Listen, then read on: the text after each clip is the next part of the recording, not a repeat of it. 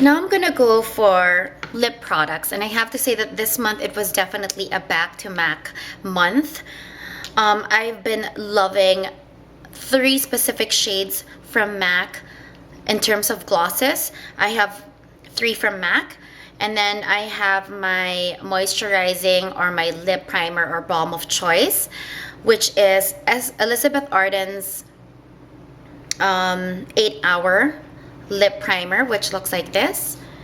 This takes off from the 8-hour cream, which is Holy Grail cream, and this is just a most beautiful primer lip moisturizer, and I've been using this on a daily basis. For lipsticks, not really much this month. It was more of rotating lip glosses, but I have to say I very quickly fell in love with L'Oreal's Color Rich Lip Balm with SPF 15 and Caramel Comfort 819. This is the packaging. This is similar to the Revlon lip butters, but I actually do prefer the consistency and the sheerness or opaqueness of this so much more. I think this comes after Chanel's Rouge Coco Shines. This would be the next one in that category that I will actually recommend. Caramel Comfort, this is how the color looks. And for my lip tone, this just absolutely is the most perfect nude. And that's how it looks. And usually I just top this off with any of these 3 MAC lip glosses. I'm going to begin with the 2 lip glosses. This one is Pink Lemonade. This one is Angel, which is taken from their Angel lipstick, which is one of their Holy Grail or most cult favorite lipsticks. They just released this in their recent collection, which I forget what they're called. I think it's a color collection where they had matching lip shade, lipstick, nail varnish, and lip gloss. And last but not the least is one of my Holy Grail MAC lip gloss formulations. This is a cream sheen glass, and this one is Going Casual, which has a lilac undertone, and I find that pinks with lilac undertones really look fairly flattering on my skin or my lip tone. Lip gloss is right here. This one is Pink Lemonade. It's kind of a bright peach coral. In the middle is Angel, and the last one, which is the more sheer one, is Going Casual, which is a cream sheen glass. So those have been my favorite glosses. Now for the eyes, I'm going to begin with a primer that I've been loving for almost 2 months now, and I haven't really used anything else. It's Urban Decay's Primer Potion in Eden, which I really don't have to go on about. You guys are very familiar with this. I think it's just the brightening and evening out qualities of this on the eyelid, and the consistency, which really allows eyeshadows to just adhere to your eyes much longer. For eyeshadows, there were 2 palettes I've been absolutely in love with, and this has definitely been a Stila craze as of late. There's 2 that I have right here. There's 2 palettes. I started with the In the Light palette, which looks like this. This for me is way better than any of the Naked palettes. These are the shades they have.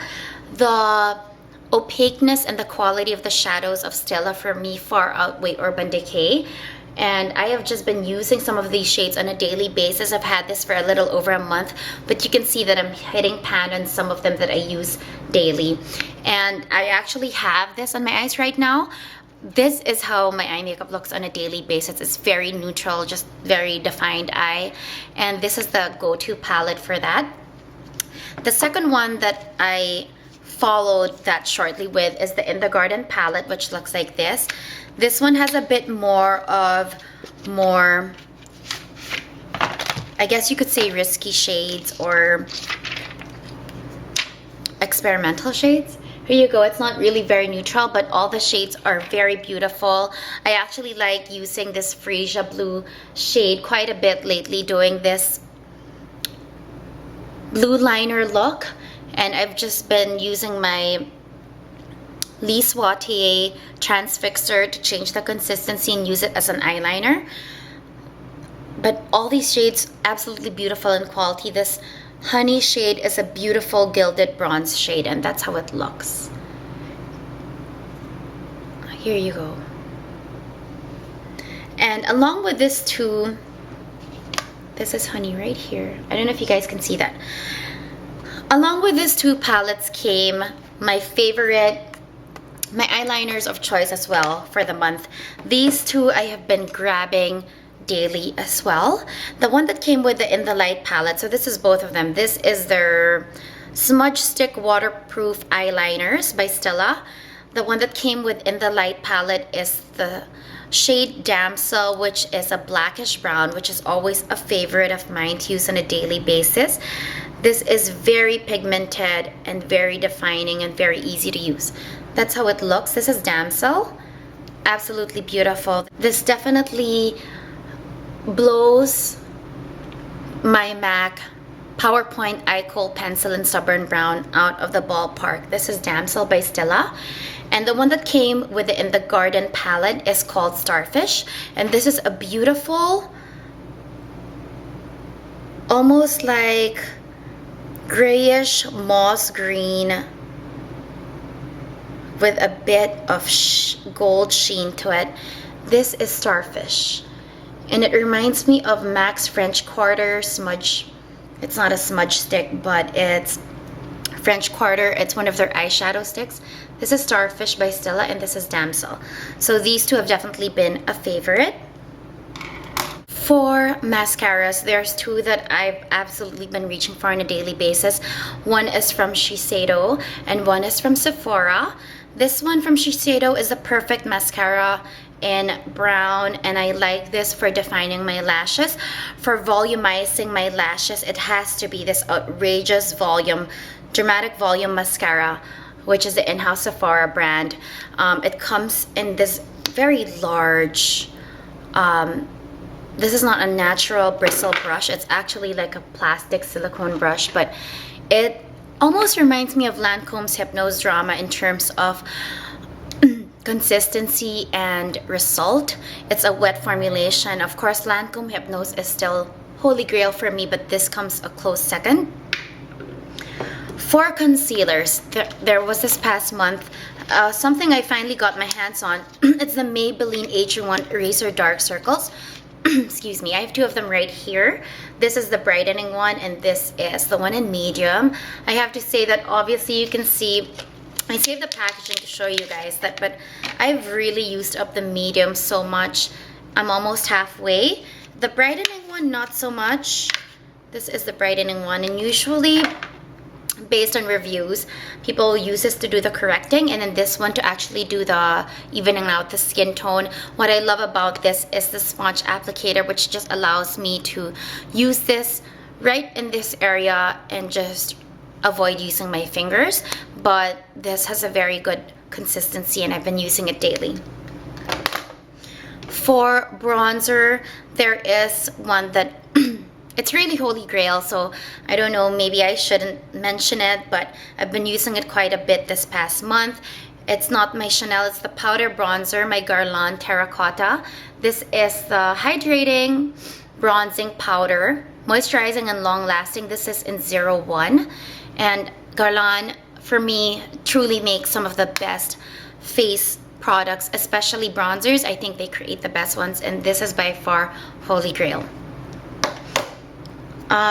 Two last products. One is a perfume. This is by Guerlain as well. This is Idil. I have been grabbing this so much that I am already halfway, even if I've just had this for a month or maybe a little over.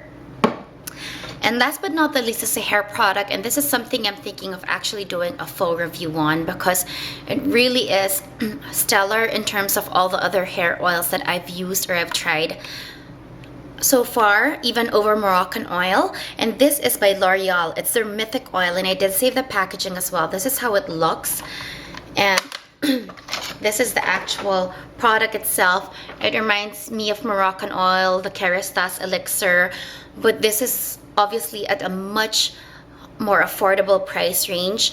I think one of the standout features or characteristics of this product is the amazing smell. I think this just blows Moroccan oil out of the ballpark. I thought I did fall in love with that scent, but this is even more amazing. You need very little, and this is actually You can use it in 4 ways.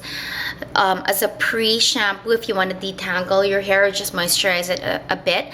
As a pre-thermal protectant, and also can be used post styling, just to protect your cuticle and then make it look less damaged if you use a hair dryer or a straightening iron. And it can also be used as like a hair mask or hair therapy, I believe, but it's a multi-purpose oil, and I'm absolutely in love with this right now. So those are a few of the current products I've been loving in this past month, or maybe a bit more. I hope that was interesting for you guys. Thank you for watching, and I hope you guys have a great day or a great evening.